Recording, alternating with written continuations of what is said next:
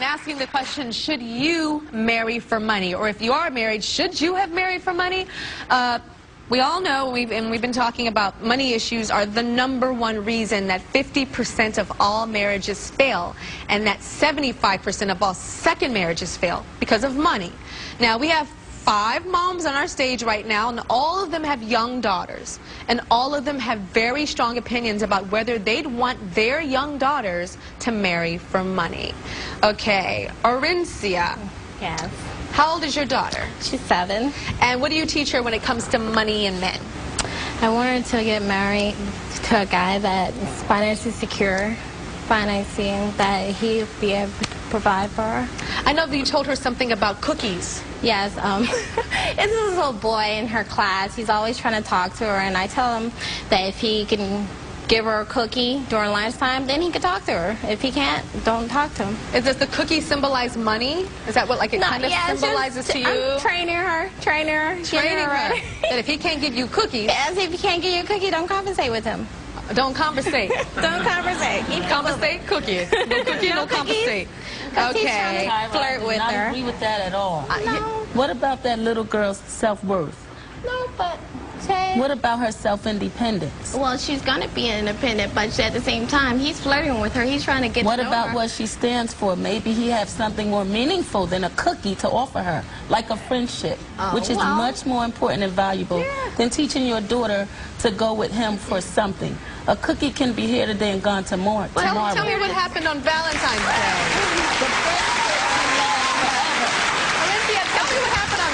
Something happened on Valentine's Day. What happened on Valentine's Day? Well, this little boy gave And you were proud of her on Valentine's Day for this. What happened? She came home and told me that a little boy offered her a teddy bear. And she turned down a teddy bear because the teddy bear looked cheap looking. All of these moms agreed to let their daughters participate in a social experiment so that we could hear how they feel about money and marriage. Again, these are all little girls of all the mamas on the stage. Check this out.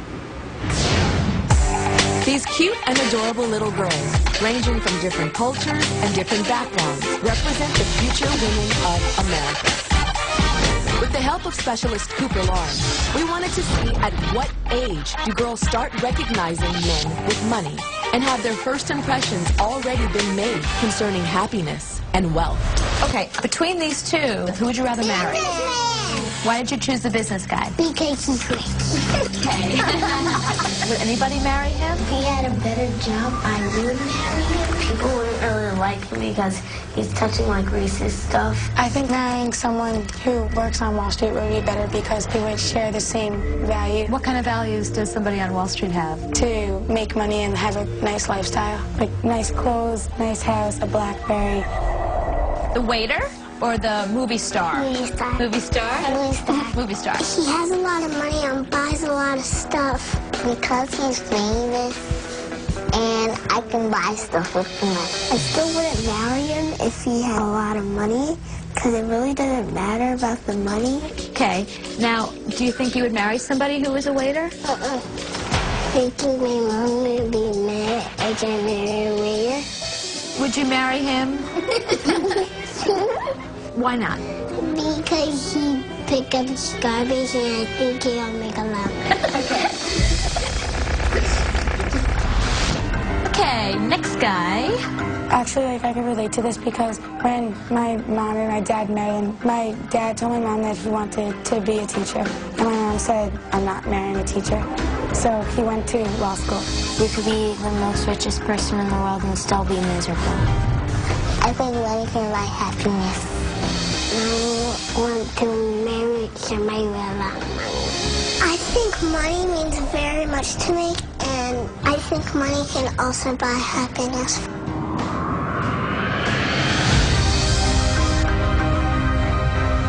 I am shocked. Are you guys shocked? The little baby girls. Oh my gosh, saying that money can buy happiness. Orencia, so your daughter says that she wants to marry a rich man. Yes. Did that make Mama proud? Yes. Like what she was saying? Yes. Yes? Why do you want to marry a rich man? Because he could buy like a lot of stuff. Like what kind of stuff would he buy you? Like shoes, clothes, and a house, and like a school for your kids. Your daughter said that you'd be mad if she married a poor man. She said that in the tape. I'll be mad.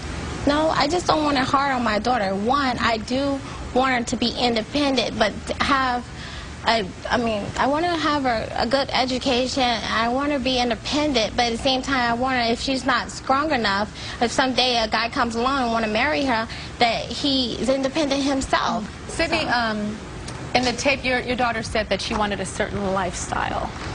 Yes, I heard Sydney say that, and I'm not surprised. Sydney's growing up in a two-career, two-income household. We're both attorneys.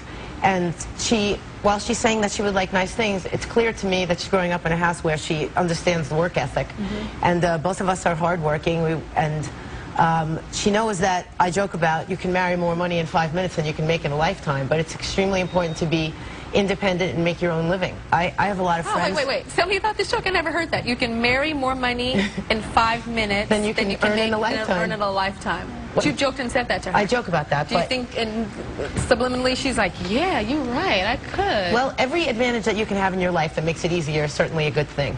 But to be independent and to be able to earn your own living at any point, even if you choose at some point in your life to stay home for a while, but to have the option to enter the workforce and be able to support yourself. Nadja, why do you think it's more important to marry for love and not money? Because if you marry for money, it will be karma. It will come back on you. If you marry for money, it'll be karma? Okay, so you're saying that's a good thing to marry for money or a bad thing? A bad thing. It's a bad thing.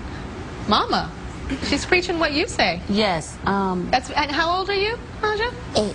8. Wow. How do you feel hearing her say that? I teach my girls to marry for love. Love can last forever. Money can be here today and gone tomorrow. I also teach my girls to be self-independent, to value their self-worth, and I invest. If I want them to be financially independent, just like other mothers, I learn to invest and at the same time educate them on how to manage that. Terrell admits that she married her ex-husband Sherman for his money, but she says that it backfired on her. So it backfired. Okay, first of all, so you married him because you were attracted to what he had, like his money. Yes. Okay. We were friends before getting married, and as a friend, he was a great provider, always gave me what I needed, and if I asked for money, he gave it to me. And then, so when he proposed to me, I decided, well, yeah, you know, he was a great provider as a friend. This will be even better. As a wife, I'll get everything now. So when you're walking down the aisle, there's people on this side, people on that side, people are crying and stuff, and they're thinking, oh, this love, look at my baby, and this love. What are you thinking when you're walking down that aisle? To be honest, I'm thinking that it'll turn into love.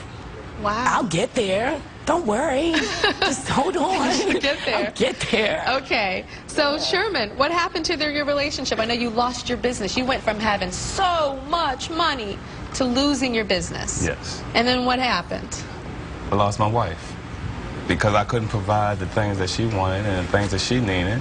But because I felt as though we had a child after we got married, and I felt as though that we should have focused more on that than going to do this and going to do that, and our child should have been first, not money. I didn't know, I had no idea that we was marrying each other for money. So when she's walking toward you, what are you thinking as that your bride is walking toward you on your wedding day? I'm the luckiest man in the world. Luckiest man in the world. That's what I was thinking. Oh, tear. So did you try to make it work? Well, we tried, but there's no satisfying when I was listening. We tried to make it work, but it couldn't work because I could not provide the things that she wanted.